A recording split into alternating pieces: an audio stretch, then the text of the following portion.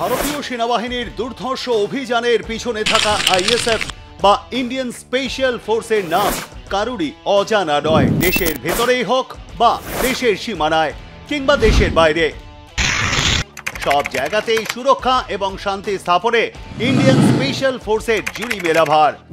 ISF নামটা শুনলে এখনো ভয়ে থরহরি কম্পমান অবস্থা ভারতের শত্রু দেশগুলির। শুনলে হয়তো অবাক হবেন, আইএসএফ বা ইন্ডিয়ান স্পেশাল ফোর্স কোনো একটিমাত্র রেজিমেন্ট বা ফোর্স নয়। এই বিভিন্ন কার্যকারিতার ওপর ভিত্তি করে তৈরি হয়েছে আইএসএফ এর বিভিন্ন শাখা। আসুন এক নজরে দেখে নেওয়া যাক ইন্ডিয়ান স্পেশাল ফোর্সের উৎপত্তির ইতিহাস, তাদের কার্যকারিতা এবং তাদের বিভিন্ন শাখা সমূহ ও কিছু অপারেশন সম্পর্কে। ইতিহাস: ভারতীয় সেনাবাহিনীর মধ্যে একটা স্পেশাল ফোর্সের প্রয়োজন স্বাধীনতার পর পর্যন্ত খুব একটা দরকার ছিল না। তার কারণ তখনও সবাই মনে করতেন এটাই যে সেনাবাহিনী গোটা দেশকে সুরক্ষা দিতে পারবে।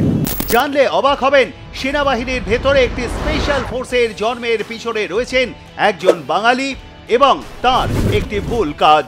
ভদ্রলোকের নাম ভোলানাথ মল্লিক। 1962 সালে তিনি ভারতীয় ইন্টেলিজেন্স ব্যুরোর ডিরেক্টর পদে ছিলেন। তিনি জোর গলায় দাবি করেছিলেন চীন কখনোই ভারতকে আক্রমণ করতে পারে না, তাদের মধ্যে ভারতকে আক্রমণ করবার কোনো প্রবণতাই নেই। কিন্তু এই কথা একেবারেই ভুল প্রমাণিত করে দিয়েছিল চীন। 20 সেপ্টেম্বর 1962 সালে ভারতের 1383 জন জওয়ান শহীদ হন। 1027 জন জওয়ান গুরুতর জখম হয়ে হাসপাতালে ভর্তি হন এবং 4000 ভারতীয় সেনা জওয়ানদের চৈনিক সেনারা আটক করে। এই ঘটনার পরিপ্রেক্ষিতে আমেরিকার তৎকালীন প্রেসিডেন্ট জন কেনেডিকে একটি চিঠি লেখেন ভারতের তৎকালীন প্রধানমন্ত্রী জওয়াহরলাল নেহেরু। সেই চিঠি পেয়ে আমেরিকার সেন্ট্রাল ইন্টেলিজেন্স এজেন্সি বা সিআইএ ভারতে তাদের কয়েকজন প্রতিনিধিদের পাঠায়। তারা ভারতে এসে একটি প্রস্তাব দেয় ভারতের সম্পূর্ণ ডিফেন্স সিস্টেমকে আরো উন্নত এবং অ্যাডভান্স করার। এখন এখানে একটা প্রশ্ন উঠতেই পারে যে ভারতের মতো তৃতীয় বিশ্বের এই দেশকে আমেরিকার মতো প্রথম বিশ্বের একটা দেশ কেন সাহায্য করবে? আসলে সেই সময় আমেরিকার সঙ্গে সোভিয়েত রাশিয়ার একটা ঠান্ডা লড়াই চলছিল আর চীন ছিল রাশিয়ার পক্ষে। এবার ভারতকে নিজেদের দলে রাখতে আমেরিকা ভারতকে সাহায্য করতে উদ্যত হয়। এরপর সিআইএ ভোলানাথ মল্লিক এবং বিজু পট্টনায়কের হাত ধরে জন্ম নেয় ভারতের প্রথম স্পেশাল সিক্রেট ফোর্সের, যার নাম স্পেশাল ফ্রন্টিয়ার ফোর্স বা এসএফএফ। অর্থাৎ দেখা যাচ্ছে যে মানুষটার গাফিলতিতেই ভারতীয় সেনার এত বড় ক্ষতি হয়েছিল, সেই মানুষটার হাত ধরেই জন্ম নেয় ভারতের প্রথম স্পেশাল ফোর্স সেই বছরেরই নভেম্বর মাসে। এবং এই ফোর্সের ইন্সপেক্টর জেনারেল হিসেবে নিয়োগ করা হয় ভারতীয় সেনার specialized officer major general Sujan Singh উবানকে। সরাসরি রিপোর্ট করবে র বা রিসার্চ অ্যান্ড অ্যানালিসিস উইংকে। এবার জেনে নেওয়া যাক ভারতীয় সেনার বিভিন্ন ইউনিটে কিভাবে ছড়িয়ে পড়ল স্পেশাল ফোর্সের উপযোগিতা। কার্যকারিতা: এসএফএফ তো তৈরি হলো, কিন্তু এই ফোর্সের অধিকাংশই ছিলেন খাম্পা উপজাতের, অর্থাৎ যারা ভারত চীন সীমান্তে বসবাস করেন। এই নিয়ে অসন্তোষ জাগে ভারতীয় সেনা অফিসারদের মধ্যে। তাদের অধিকাংশ এই প্রশ্ন তোলেন, এই রকম ফোর্সের দরকার কি? এর উত্তর দিতে এসএফএফ এর চিফ কিছু এসএফএফ কমান্ডারদের একটা ফিল্ড এক্সারসাইজে পাঠান, যার নাম অপারেশন গরুড়া। সেখানে এসএফএফ জওয়ানদের লড়াই করার ক্ষমতা, মানসিক শক্তি ও শারীরিক সক্ষমতা দেখে সেনাবাহিনীর বাকি অফিসাররা তাজ্জব হয়ে যান।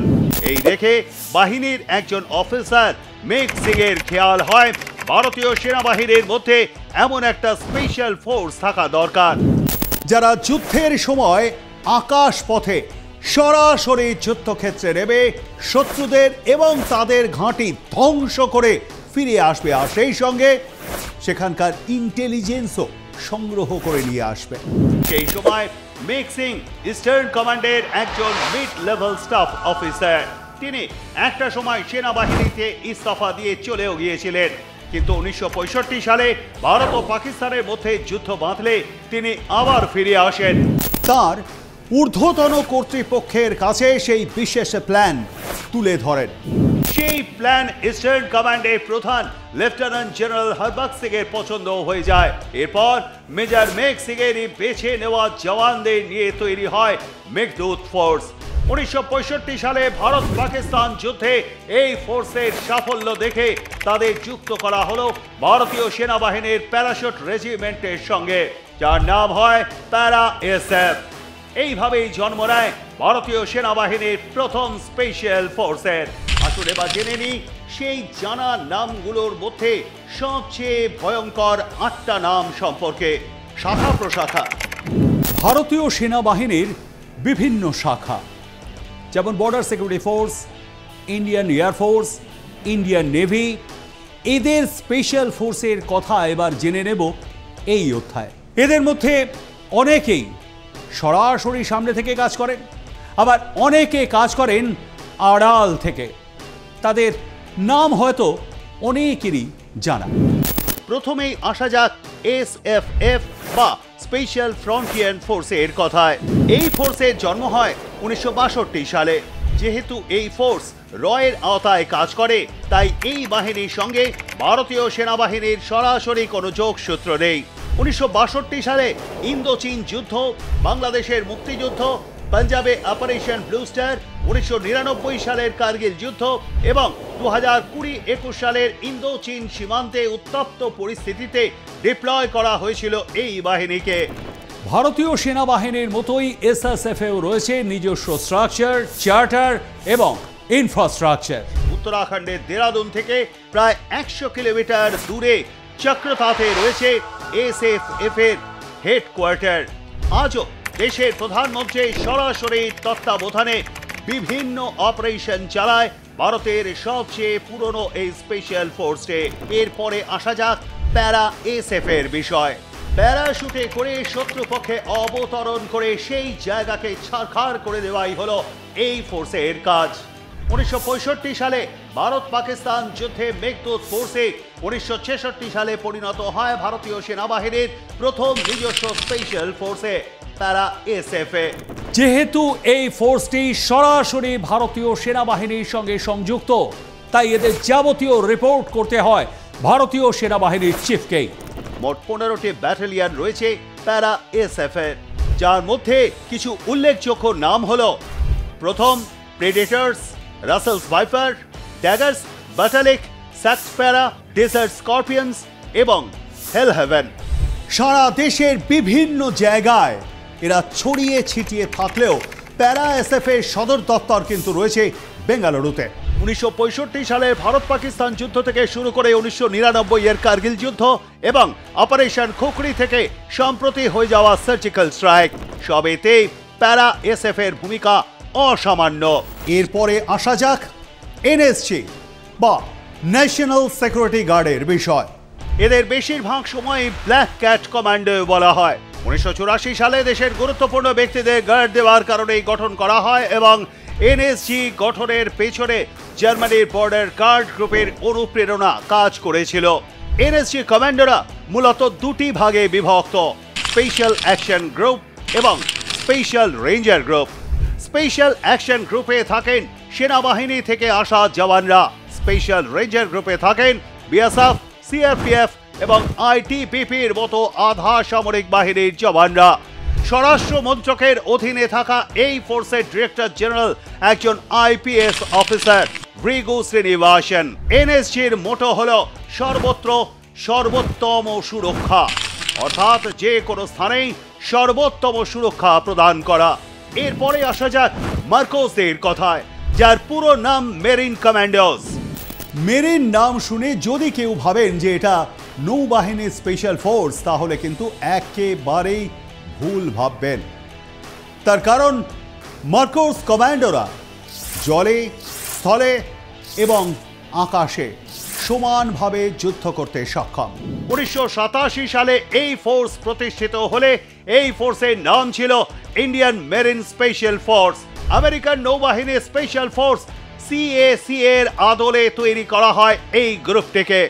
ভারতীয় ডিফেন্স সিস্টেমকে আরো মজবুত করতে নৌবাহিনীর তরফ থেকে তৈরি করা হয় এই ফোর্সকে, এবং দেশের অন্যতম ভয়ঙ্কর স্পেশাল ফোর্স হলো এই মার্কোস।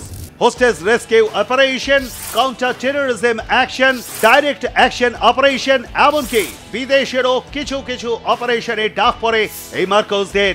দেশের হয়ে মার্কোসদের কিছু কিছু উল্লেখযোগ্য অপারেশন হলো অপারেশন পবন, অপারেশন ক্যাকটাস এবং অপারেশন তাসা। এছাড়াও 2008 সালে মুম্বাইয়ের তাজ হোটেলে হামলার সময় জম্মু কাশ্মীরের জঙ্গি হামলা, এমনকি 1999 সালে কার্গিল যুদ্ধেও অন্যান্য বাহিনীর সঙ্গে কাঁধে কাঁধ মিলিয়ে লড়াই করেছে এই মার্কোসরা। বিদেশের অপারেশন বলতে দুবাইয়ে প্রিন্সেসকে রেস্কিউ থেকে শুরু করে গালফ অফ আদেনে একটা আস্ত জাহাজকে জলদস্যুদের হাত থেকে রক্ষা করা, এই রকম অসম সাহসী অপারেশন চালিয়েছে মার্কোসরা। জল এবং স্থলের স্পেশাল ফোর্সের কথা তো হলো, কিন্তু আকাশ পথের স্পেশাল ফোর্সের কথা কি হবে? ঠিক এই চিন্তা ভাবনা থেকেই 2004 সালে জন্ম নেয় গরুর কমান্ডো ফোর্স। ভারতীয় পুরাণ মতে গরুর পাখির নামানুসারেই এই ফোর্সের নামকরণ। Hostess rescue operation, counter attack এবং আকাশ পথে শত্রুপক্ষকে দমন করাই গরুর কমান্ডো ফোর্সের প্রধান কাজ। বর্তমানে প্রায় 1600 থেকে 1800 জন গরুর কমান্ডো রয়েছেন আমাদের এই দেশে। গরুর মূলত 15টি ফ্লাইটে বিভক্ত এবং প্রতিটি ফ্লাইটকে নিয়ন্ত্রণ করেন একজন স্কোয়াড্রন লিডার বা ফ্লাইট লেফটেন্যান্ট। এরপরেই আছে commando battalion for resolution action বা সংক্ষেপে কোবরার কথা। এই ফোর্সটি প্রধানত সিআরপিএফ এর স্পেশাল ফোর্স। মূলত দেশে নকশালি কার্যকলাপ বন্ধ করতেই এই ফোর্স তৈরি করা হয় 2008 সালের 12 সেপ্টেম্বর। কোবরাদের আর এক নাম the jungle Warriors of India. শুধুমাত্র জঙ্গলেই নয়, বম্ব ডিসপোজাল স্কোয়াড হিসেবেও কাজ করে এই কোবরারা। এরপরে আছে ঘাতক ফোর্স। ভারতীয় সেনাবাহিনীর প্রত্যেকটা ইনফ্যান্ট্রিতেই রয়েছে একটি করে ঘাতক ফোর্স। যেহেতু ফোর্সের নামটাই ঘাতক, তাই সেনাদের মধ্যে সবচেয়ে দক্ষ এবং ফিট চিরে তাদেরকেই নেওয়া হয় এই ঘাতক ফোর্সে। যুদ্ধে বা কোনো অপারেশনে লিডিং পজিশনে থাকে এই ঘাতকরা। শত্রুপক্ষের শিবিরে আঘাত করা বা শক ট্রুপ হিসেবে আক্রমণ করাই ঘাতক ফোর্সের প্রধান কাজ। শেষে রয়েছে ক্রিক কমান্ডার্স। বিএসএফ এর আওতাধীন এই ভয়ঙ্কর ক্রোকোডাইলদের কাজে লাগে সীমান্ত এলাকায় স্মাগলিং এবং জঙ্গি অনুপ্রবেশ রুখতে।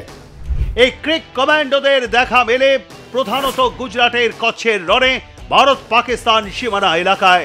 আরও ভয়ঙ্কর ব্যাপার, এখানে কোনো ফিজিক্যাল বর্ডার বা কাঁটা তারের বেড়া নেই। তাহলে ভাবুন এই রকম এলাকায় আন্তর্জাতিক সীমানা পাহারা দেওয়া কতটা ভয়াবহ কাজ, বিশেষ করে প্রকৃতি যেখানে সীমানার কাজ করে। কিন্তু এই রকম চ্যালেঞ্জ থাকা সত্ত্বেও ক্রিক কমান্ডোরা নিঃশব্দে তাদের কাজ করে চলেছে।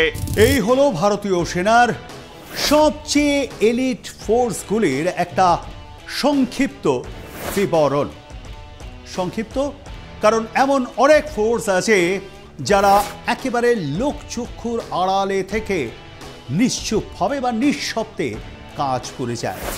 আর নিশ্চুপভাবে যখন কাজ করে যাওয়ার কথাই উঠল, তখন একটা আন্তর্জাতিক অপারেশনের কথা না বললেই নয়, যার নেপথ্যে ছিল এই মার্কোস বাহিনী।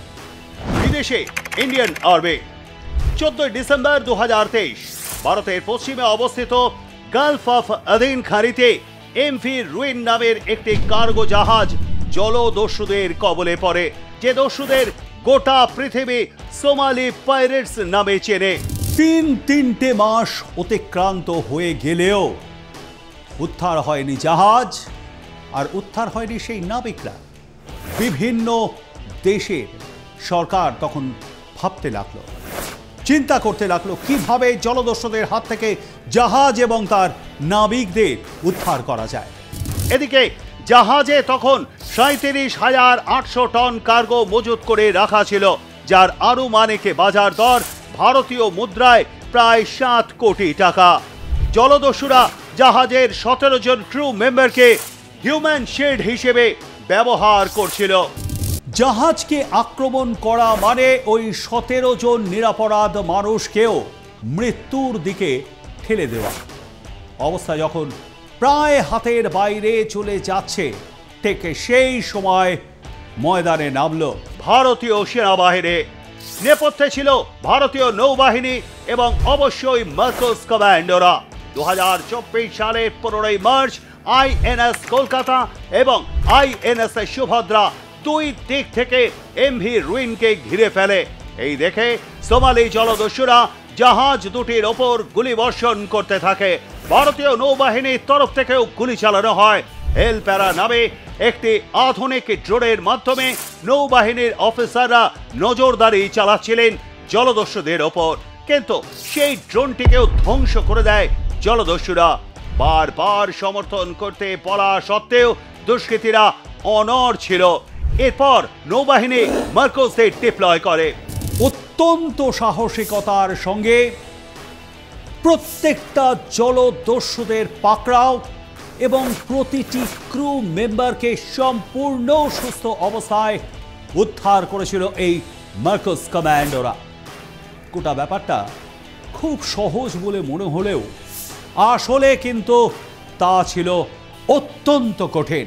কিন্তু মার্কোসরা ভারত থেকে প্রায় 2600 কিলোমিটার দূরে ভিন দেশের এলাকায় নিজেদের চরম বাহাদুরি, সাহসিকতা, স্কিল এবং ডেডিকেশন দেখিয়ে তাদের মিশন সম্পূর্ণ করে। এই বাহাদুরি দেখে সিএনএন এবং বিবিসির মতো পশ্চিমী মিডিয়াগুলো মার্কোসদের গুণগান শুরু করে দেয়। ভারতীয় নৌবাহিনীর মার্কোস কমান্ডো ফোর্স আন্তর্জাতিক তকমাও পেয়ে যায়। তারাই প্রমাণিত হয় বিশ্বের সবচেয়ে ভয়ঙ্কর এবং এলিট ফোর্স হিসেবে।